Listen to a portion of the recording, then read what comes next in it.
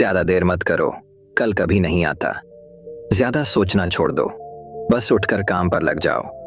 अगर आपका उस काम में मन नहीं है, लेकिन वह काम आपको जिंदगी में सफलता दिलाने की हिम्मत रखता है, तो उस काम को मन नहीं लगता।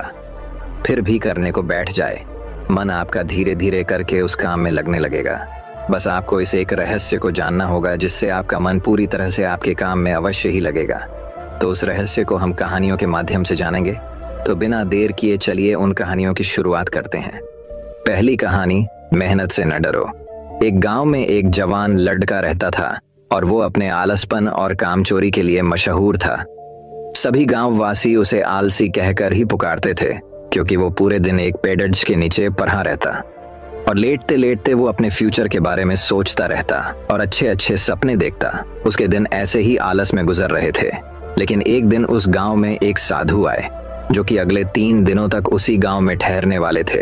वो दिन भर लोगों से चंदा करते और लोगों को उपदेश देते और रात में गांव के बाहर बने मंदिर में आराम करते।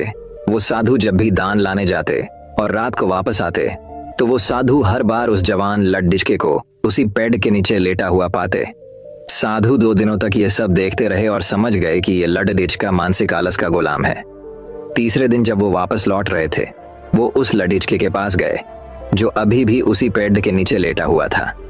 साधु ने लड्डेचके से कहा, बेटे, मेरे पास तुम्हारे लिए एक काम है। मैं चाहता हूं कि तुम उस पहाड़ी की चोटी तक जाओ और वहां से मेरे लिए एक पंख लेकर आओ। लड्डेचके ने लेटे लेटे ही अपना सर पहाड़ी की तरफ किया और अपनी नजर उस पहाड़ी की चोटी की तरफ ले गया और उसने साधु की तरफ देखा और उपहास लेते हुए कहा, यह असंभव है, मैं उस पहाड़ी के ऊपर तक नहीं जा सकता, मैं बहुत आलसी हूँ।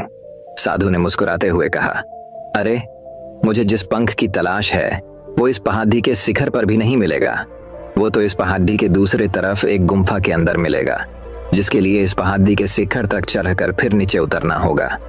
लेकिन वो कोई साधारण पंख नहीं है, वो ऐसा पंख है जिसे तुमने कभी नहीं देखा होगा। वो पंख दुर्लभ लेकिन सुंदर पंख है, जो रोशनी बिखेरती है। साधु के इन बातों से उस लाडीके के अंदर एक्साइटमेंट बढ़ गई। उसने आज से पहले ऐसे पंख के बारे में कभी नहीं सुना था और ऐसे रोमांचक सफर के बारे में सुनकर वो अंदर ही अंदर एक्साइटमेंट से भरपूर हो गया था। इसीलिए उसने साधु के चुनौती को कबूल किया और वो पहाड़ी की तरफ चल पड़ा। लेकिन चढ़ाई बहुत लंबी और मुश्किल थी। जल्द ही लड्डहाचके का शरीर थकने लगा, सांस फूलने लगी और शरीर से पसीना बहने लगा। लेकिन फिर भी उसने चलना जारी रखा। वो जैसे जैसे ऊपर और ऊपर चढ़ता गया, उसे खुशी महसूस होने लगी, जिसे उसने आज से पहले कभी महसूस नहीं किया था। आखिरकार जब वो कड़ी मेहनत और लंबे कोशिशों के बाद पहाड़ी के शिखर पर पहुंचा, तो वो पूरे तरीके से थक चुका था, लेकिन वो बहुत खुश था। उसे अंदर से आत्मसंतुष्टि का एहसास हो रहा था। उसके चेहरे पर योद्धाओं जैसी मुस्कान थी, जैसे उसने कोई युद्ध जीत लिया हो। फिर उसने पहाड़ी के शिखर से नीचे देखा। उसके सामने एक बहुत ही मनमोहक नजारा था, लेकिन असली चुनौती आगे थी, क्योंकि उसे फिर उस पहाड़ी से नीचे भी उतरना था और उस गुम्फा को भी ढूंढना था, जिसमें पंख मिलने की बात कही गई थी। नीचे उतरना बहुत ही ज्यादा मुश्किल और खतरनाक था, क्योंकि ढलान ज्यादा गहरी थी और चढ़ाई के समय लड्डडिचका बहुत बार लड्ड खद्दाया और गिरा भी था। तो वो डर भी उसके अंदर था। लेकिन साधु को वो पंख लाके देने के वादे की वजह से वो लगातार आगे बढ़ता रहा। काफी खोज, मुशक्कत और कड़ी मेहनत के बाद जब वो अंत में गुम्फा तक पहुंचा, तो उसने देखा कि पंख वहीं पड़ा हुआ था, जो कि ऊपर एक बड्ढी सुराख से आने वाली रोशनी की वजह से चमक रहा था। फिर उसने उस पंख को उठाया और उसकी सुंदरता को देखता ही रह गया। वो काफी देर तक पंख को ही घूरता रहा, लेकिन फिर अचानक उसे याद आया, मुझे तो अभी वापस भी जाना है। उसने खुद के तरफ देखा। वो पूरी तरह से थक चुका था और वो चिंता में पड़ गया कि वो पहाड़ में कैसे चढ़ेगा और वो साधु तक पंख कैसे पहुंचाएगा। एक पल के लिए उसने हार मानने के बारे में सोचा, लेकिन उसे वो खुशी और गर्व की भावना की याद आ गई, जो उसने पहाड़ी के शिखर पर पहुंचकर महसूस किया था। उसे एहसास हुआ कि उसके अंदर इस सफर को दोबारा पूरा करने की ताकत और मजबूती है। वो दोबारा पहाड़ी पर चढ़ने लगा। उसके मांसपेशियों में दर्द हो रहा था और कमजोरी की वजह से पैर कांप रहे थे, सांस फूल रहे थे। वो कई बार लड खद्दा कर गिर भी पड़ रहा, लेकिन उसने हार नहीं मानी। वो खुद को आगे बढ़ाने के लिए लगातार मोटिवेट करता है। अथक मेहनत और घंटों की कड़ी कोशिशों के बाद जब वो साधु के पास पहुंचा और उनके हाथों में वो पंख रखा तो उसके खुशी का ठिकाना न रहा। उसे महसूस हुआ कि उसने आज अपने आलस पर काबू पा लिया है और कुछ बढ़िया करके दिखाया है। उसके चेहरे पर इतनी खुशी और संतुष्टि का भाव देखकर साधु मुस्कुराए और बोले, बहुत बढ़िया मेरे बच्चे, आज तुमने जीवन का बहुत ही महत्वपूर्ण सबक सीखा है कि आलस कोई ऐसी चीज नहीं है जिसे स्वीकार कर लिया जाए, बल्कि आलस एक चुनौती है जिसे दूर करना होगा। ये एक बाधा है जिसे पार करना होगा और आलस को खत्म करने के लिए तुम्हें अपना पहला कदम उठाना ही होगा, अपने मकसद की तरफ चलना ही होगा और तब तक चलते रहना पड़ेगा जब तक तू अपनी मंजिल को हासिल नहीं कर लेता। लड्डू ढाके ने साधु के शब्दों की गहराई और उसके मकसद को समझते हुए हाँ में अपना सर हिला दिया। आज उसे एहसास हुआ कि वो हमेशा ही बड़ी और महान चीजें करने में काबिल था, लेकिन उसके आलस ने उसे रोक रखा था। अब वो जानता था कि उसके पास अपने रास्ते में आने वाले किसी भी बाधा को वो दूर करने की ताकत और मजबूती है। इसके बाद साधु ने उस लड्डू को आशीर्वाद दिया और उस गांव से चले गए। इस कहानी से सीखने वाली बात यह है कि मकसद लगने इम्पॉसिबल के बावजूद भी अगर हम उसे पूरा करने के लिए खुद को आगे बढ़ाते हैं, तब हम अपने अंदर ऐसी ताकत और मजबूती की खोज करते हैं जिसके बारे में हम कभी नहीं जानते थे। आलसपन पे काबू पाने के लिए हमें खुद को चुनौती देनी चाहिए और बड़ा सपना देखना चाहिए। फिर चाहे उस सपने को पूरा करना कितना ही मुश्किल क्यों ना हो, हमें लगातार मानसिक और शारीरिक तरीके से आगे बढ़ते रहना चाहिए। बाधाओं और असफलता के बावजूद मजबूत रहना चाहिए। हमें अपने लिए एक नियम बनाकर उस पर टिके रहकर अपने डेली लाइफ को भी विकसित करना चाहिए। हमें कुछ ऐसी आदतें बनानी चाहिए जो मन न लगने पर भी फोकस और एक्टिव रहने में मदद करेंगे। आलस पर काबू करने का मतलब मानसिकता विकास करना है। इसका मतलब चुनौतियों और असफलताओं को विकास और सीखने की अपॉर्चुनिटी के रूप में देखना, न कि हार मानने के रूप में। तो दोस्तों, अब चलिए हमारे दूसरी कहानी की शुरुआत करते हैं। दूसरी कहानी बेस्ट रोंगटे खड़े कर देने वाली। लड़ रहा है तू, झगड़ रहा है तू अपने विचारों से और अपने हालातों से और अनगिनत चिंताओं से। वैसे तो जिंदगी में ज्यादा कुछ नहीं है, लेकिन जितना भी है उसे भी खोने का अंदर एक डर है। मन तो न जाने कितने ही चीजों का करता है, लेकिन जहां इच्छा पूरी करने के लिए पैसों की बात आती है, वहां पर मन को हमेशा मारना पड़ता है। अगर घर पर कोई बीमार है तो मन करता है कि इनकी अच्छी जगह इलाज कराएं, लेकिन चाहकर भी नहीं करा पाते। कहीं शादी में जाना होता है तो पहले से चिंता होती है कि पहनेंगे क्या। अगर सेम कपड़े हर जगह पहनेंगे तो लोग क्या सोचेंगे। शर्म आती है उस समय, तकलीफ होती है दिल में जब पापा को दिन भर काम करता हुआ देखते हैं। वह खुद की इच्छा दबा लेंगे, लेकिन वह अपनी पूरी कोशिश करेंगे कि जब तक जिंदा है तब तक तुम्हारी पूरी ख्वाहिशों को पूरा करें। वह भले ही पूरे साल भर 80 रुपए के स्लीपर चप्पल पहन लेंगे, अगर टूट जाएगी तो टांके लगवा देंगे, लेकिन पूरी कोशिश करते हैं कि बचपन में तुम सही चप्पल पहनो। पूरी फैमिली के मन में चिंता होती है कि महीना खत्म होने वाला है, घर का किराया भी देना है, लड़की के लिए लड़का भी देखना है और लड़के के लिए लड़की देखनी है। और हमारे हिंदुस्तान में इंसान नहीं बल्कि उसकी हैसियत देखी जाती है। लोग आपसे पूछेंगे कि आप कितना कमा लेते हो, ताकि वह लोग ये डिसाइड कर पाए कि आपको कितनी इज्जत देनी है। महंगाई दिन ब दिन बढ़ रही है, लेकिन आपकी कमाई नहीं बढ़ पा रही। खर्च बढ़ रहे हैं, लेकिन आपकी आमदनी नहीं बढ़ पा रही है। सिर्फ अठन्नी है, लेकिन खर्च रूपों में हो रहे हैं। हालत दिन ब दिन बदतर होते जा रहे हैं। यही समझ नहीं आ रहा है कि करूं क्या, जिंदगी में क्या करूंगा, पता नहीं क्या बनूंगा, यह भी पता नहीं। और क्या पता आपके माता पिता संघर्ष करते करते ही दुनिया को अलविदा कह दें। क्या पता आपका लाइफ पार्टनर ही आपको छोड़ दे क्योंकि आपका फ्यूचर सिक्योर नहीं है। क्या पता आपको इससे भी बुरे दिन देखना पड़े। माँ बाप ने उनके जिंदगी में थोड़े से पैसे कमाए, वह भी आपके ही एजुकेशन के लिए लगा दिए। बाहर आपको पढ़ने भेजो इस विश्वास के साथ कि कुछ करेगा, ये कुछ तो बनेगा।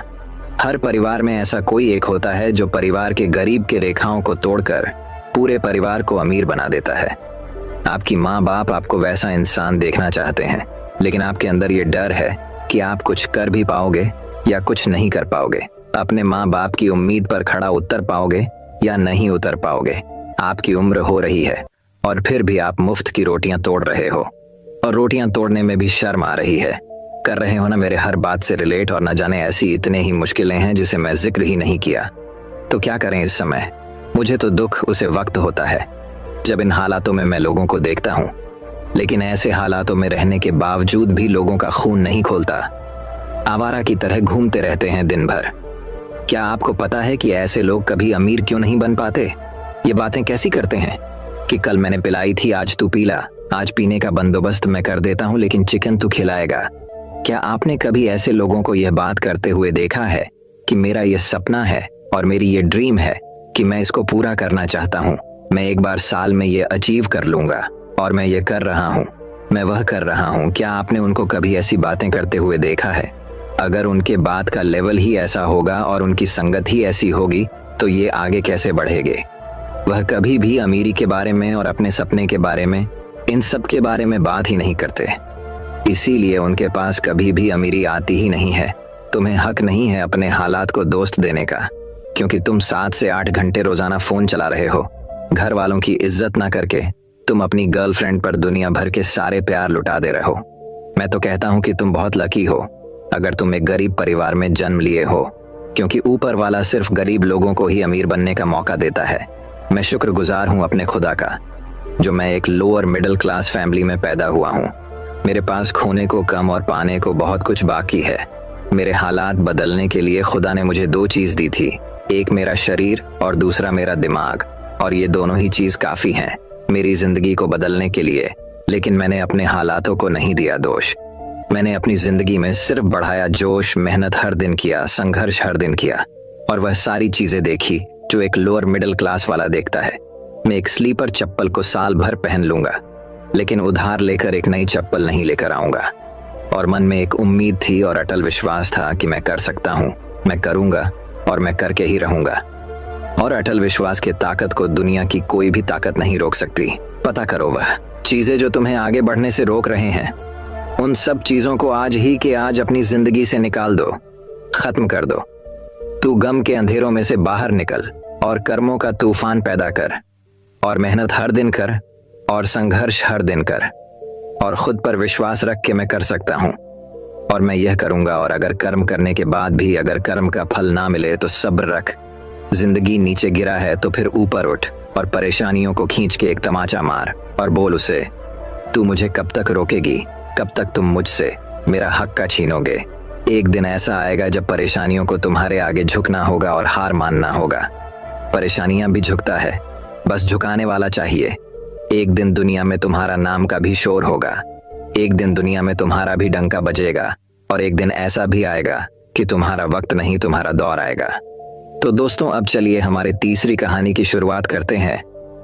तीसरी कहानी। एक समय की बात है कि एक गांव में एक किसान रहता था जिसके पास एक गधा था, और वह गधा काफी बूढ़ा हो चुका था और वह अपने मालिक के लिए उतना काम नहीं कर पाता था। लेकिन वह गधा जंगल में घास खा रहा था, तभी वह एक बड़े से गड्ढे में गिर जाता है। वो जो गड्ढा बहुत बड़ा और गहरा था। उस गधे ने गड्ढे से निकलने की बहुत कोशिश की। वह लगातार जंप करता रहा, लेकिन वह गड्ढे से बाहर नहीं निकल पाया। गधा यह देखकर डर गया और जोर जोर से चिल्लाने लगा। फिर लगभग 1 घंटे के बाद उसे किसका पड़ोसी वहां से गुजर रहा था, तभी उसे गधे की जोर जोर से चिल्लाने की आवाज आई। पड़ोसी वहां से गुजर रहा था, तभी उसे गधे की जोर जोर से चिल्लाने की आवाज आई, और वो उस बड़े से गड्ढे के पास गया और उसके अंदर देखा। जैसे ही उसने उस गड्ढे में उस किसान के गधे को दिखा, तो तुरंत गांव गया और उस किसान को इस बारे में बताया। जैसे ही उस किसान को अपने गधे की बात पता चली, वह और उसके गांव वाले उसे गधे को बचाने के लिए उसे गड्ढे के पास पहुंचे। किसान ने गड्ढे के अंदर देखा तो उसको अपना गधा देखा जो बेबस था और अपने मालिक को देख रहा था। उस किसान ने और बाकी लोगों ने बहुत कोशिश की उस गधे को बाहर निकालने की, लेकिन कोई भी उसे बाहर नहीं निकाल पाया। उन सब लोगों ने हर तरीका अपना कर देख लिया, लेकिन वह गधा बाहर नहीं निकल पाया। यह देखकर वह किसान बहुत उदास हो गया। बहुत कोशिश करने के बाद भी वह सब मिलकर उस गधे को बाहर नहीं निकाल पाए। तभी उससे किसान ने सोचा कि यह गधा तो बहुत बूढ़ा हो गया है, और फिर किसान और बाकी लोगों ने उस गड्ढे को वहीं दफना कर देने का सोचा। सभी लोगों ने उस गड्ढे के अंदर मिट्टी डालना शुरू किया, और तभी वह गधा समझ गया कि मेरे साथ क्या हो रहा है। इस बात से वह बहुत उदास हो गया। वह पहले ही इतनी प्रॉब्लम में था और उसका मालिक उसे जिंदा दफनाना चाहता था।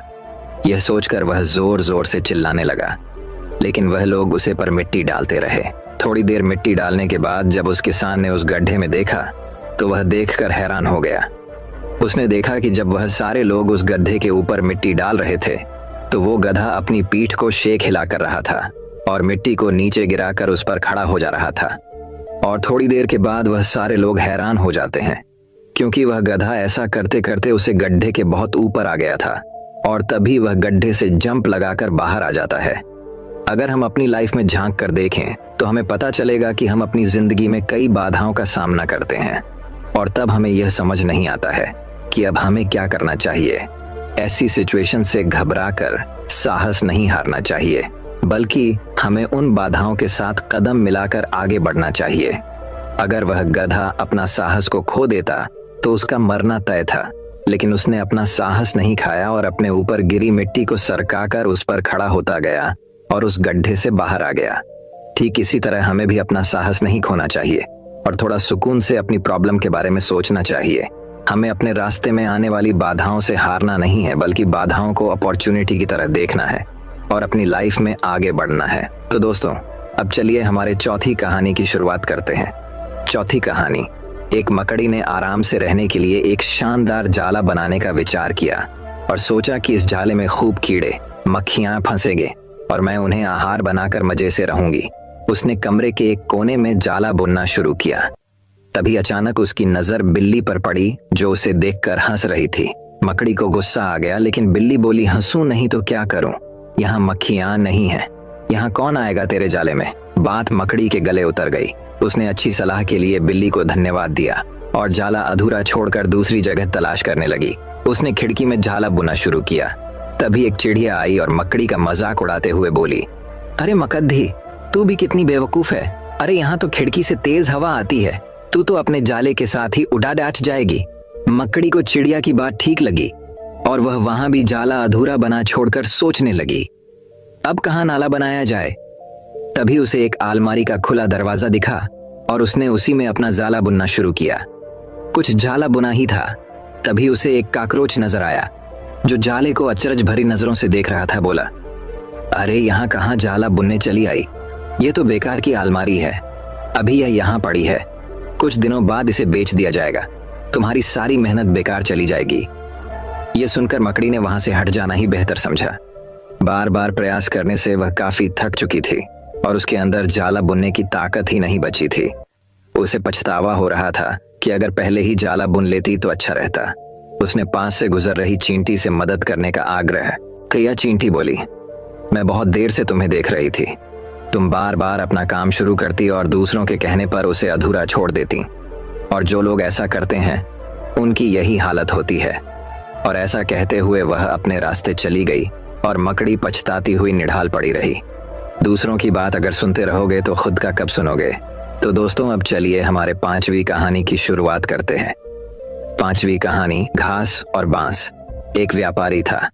किसी कारणवश उसका बिजनेस पूरी तरह डूब गया और वो पूरी तरह हताश हो गया। वह अपने जीवन से बुरी तरह थक चुका था। एक दिन परेशान होकर वह जंगल में गया और काफी देर वहां अकेला बैठा रहा।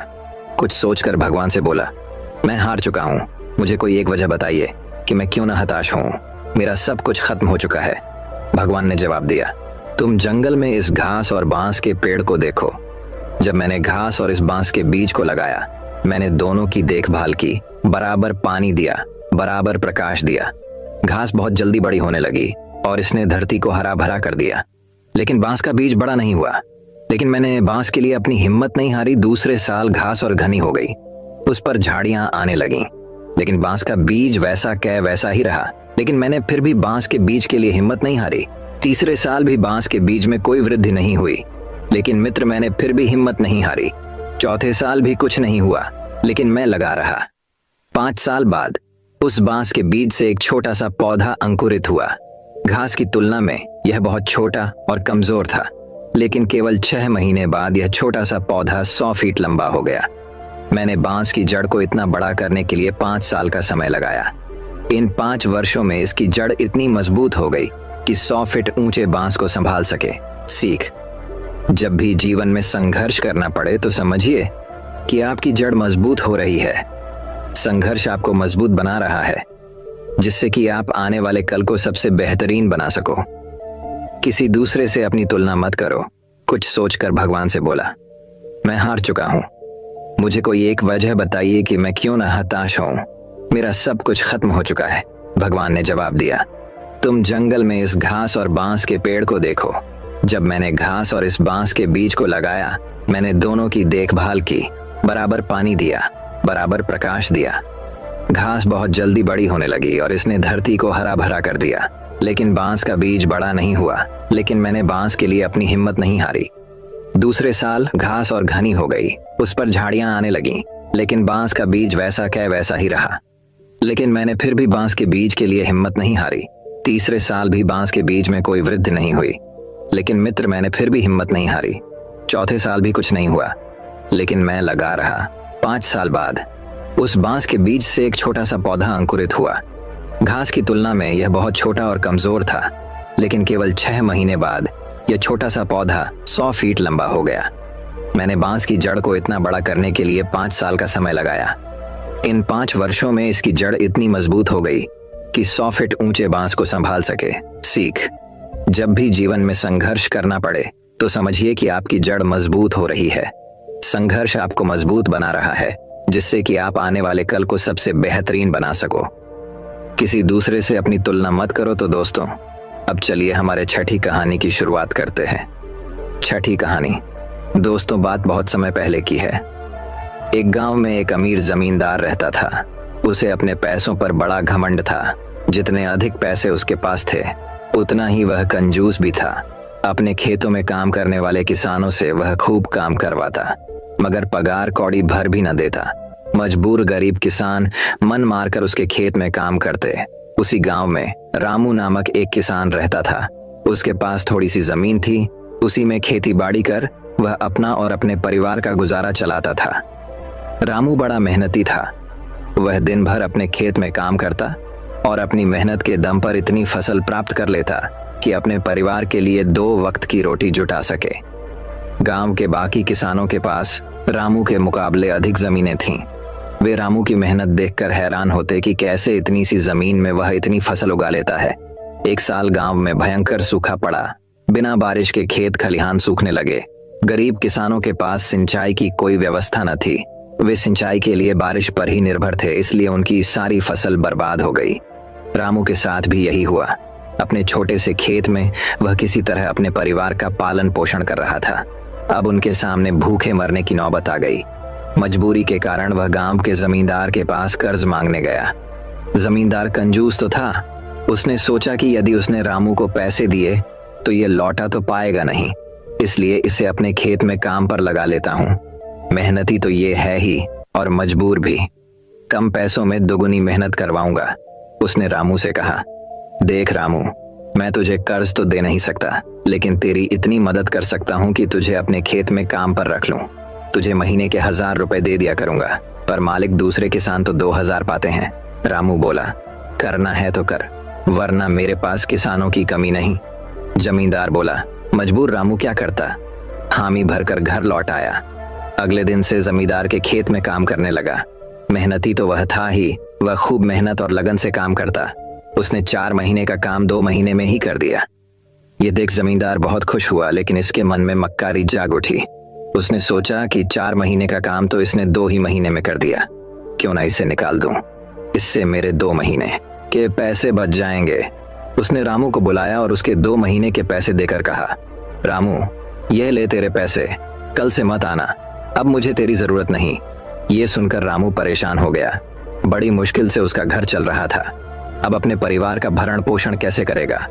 वह जमींदार के सामने गिड़गिड़ाने लगा कि उसे काम से ना निकाले, लेकिन जमींदार ने उसकी एक न सुनी और उसे काम से निकाल दिया। रामू आंखों में आंसू लेकर घर लौटा। चिंता से रात भर उसे नींद नहीं आई।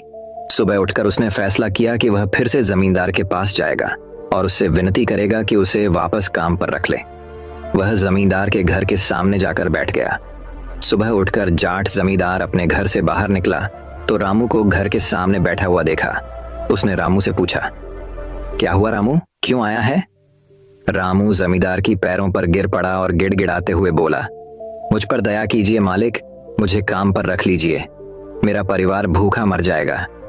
जमींदार ने उसकी एक न सुनी और उसे धक्के मार के वहां से निकाल दिया। रामू उस समय तो वहां से चला गया, लेकिन अगली सुबह फिर सेठ के घर के सामने जाकर बैठ गया। जमींदार ने उसे फिर बुरा भला कहकर भगा दिया। अब से रोज यही क्रम चलने लगा। रामू रोज जमींदार के घर के सामने जाकर बैठ जाता और जमींदार उसे भगा देता। पूरे गांव में इस बात की चर्चा होने लगी। सब जमींदार को भला बुरा कहने लगे। तंग आकर जमींदार ने सोचा कि क्यों ना कुछ दिन परिवार सहित दूसरे गांव चला जाऊं। मुझे घर पर ना देखकर रामू यहाँ आना बंद कर देगा। अगले दिन वह परिवार सहित दूसरे गांव अपने रिश्तेदार के घर चला गया। 10-15 दिन रिश्तेदार के घर रहने के बाद जब वह अपने घर लौटा तो रामू को अपने घर के सामने बैठा नहीं पाया। वह मन ही मन खुश हुआ कि चलो उससे पीछा छूटा, लेकिन वह चकित भी हुआ कि आखिर रामू ने आना बंद क्यों कर दिया। उसने गांव वालों को बुलाकर पूछा तो पता चला कि रामू घायल है और अपने घर पर पड़ा हुआ है। जमींदार ने पूछा, क्या हुआ उसे? एक जमींदार ने कहा, मालिक, आप जब दूसरे गांव चले गए थे तब भी रामू आपके घर के सामने बैठा रहता था। एक दिन आपका खाली घर देखकर कुछ चोर चोरी करने के इरादे से आपके घर में घुसे, लेकिन वे रामू की नजर में आ गए। रामू अपनी जान की परवाह न कर उनसे उलझ गया और उन्हें भगा दिया। उनके बीच हुई हाथपाई के कारण रामू घायल हो गया। ये जानकर जमींदार को खुद पर शर्म आने लगी कि उसने रामू के साथ कितना बुरा किया, लेकिन इसके बाद भी रामू उसके घर चोरी होने से बचाने के लिए चोरों से उलझ गया। वह पछताने लगा। उसने रामू के घर जाने का फैसला किया। वह रामू के घर पहुंचा तो देखा कि रामू बड़ी दयनीय अवस्था में चारपाई पर पड़ा हुआ है। उसके बच्चे भूख से बिलख रहे हैं। ये देख जमींदार का दिल भर आया। उसने रामू से अपने किए की माफी मांगी, उसका इलाज करवाया और ठीक होने के बाद अच्छी पगार के साथ उसे फिर से काम पर रख लिया।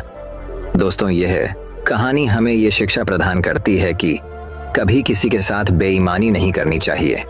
सदा जरूरतमंदों की सहायता करनी चाहिए और अपना काम ईमानदारी से करना चाहिए। तो दोस्तों, अब चलिए हमारी 7वीं कहानी की शुरुआत करते हैं। 7वीं कहानी। अब 7वीं कहानी कुछ इस प्रकार शुरू होती है। एक राजा के पास एक सुंदर घोड़ी थी। वह उससे बहुत प्रेम करता था और उसका विशेष ख्याल रखता था।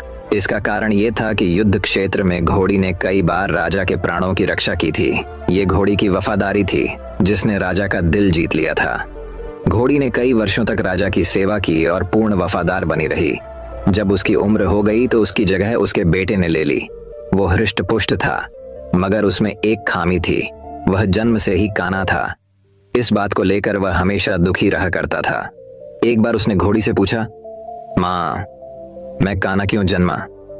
घोड़ी ने बताया, बेटा, जब तू मेरे गर्भ में था उस समय एक दिन राजा मेरी सवारी कर रहा था और मेरे कदम लड़खड़ा जाने पर आवेश में आकर उसने मुझे एक चाबुक मार दिया था। शायद यही कारण है कि तू काना जन्मा।